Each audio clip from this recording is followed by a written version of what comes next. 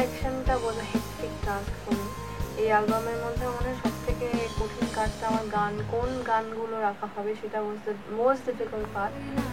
দুটো গানের মধ্যে আছে যেটা আমরা শোতে লাইভে করে থাকি, তো সেই দুটো গান অবভিয়াসলি আছে। এছাড়াও তিনটে গান যেটা নিয়ে আমাদের ভাবনা চিন্তা হচ্ছিল, এবং শুনে মনে হচ্ছে তিনটে মাত্র গান সেটা নিয়ে এতটুকু ডিফিকাল্টি, বাট তিনটে গান মানে এত গানের মধ্যে, রবীন্দ্রনাথের ক্রিয়েশনের মধ্যে জাস্ট তিনটে গান, কোন তিনটে গান হবে সেটা ভাবতে আমাদের সব থেকে বেশি টাইম লেগেছে।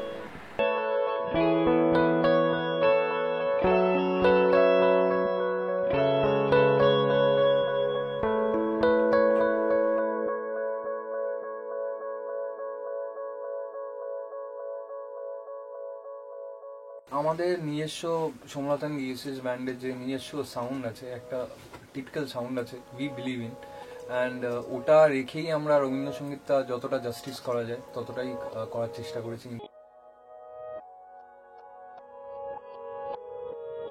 একসঙ্গে কাজ করলাম, খুব ভালো লাগলো, খুব মজা করেছি আমরা, খুব এনার্জি নিয়ে কাজটা করেছি।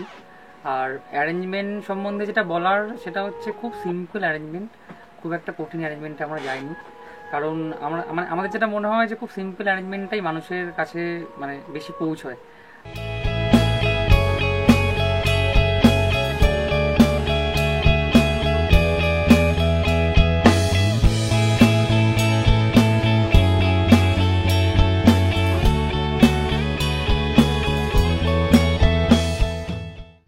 জানি নাই তো তুমি এলে আমার ঘরে,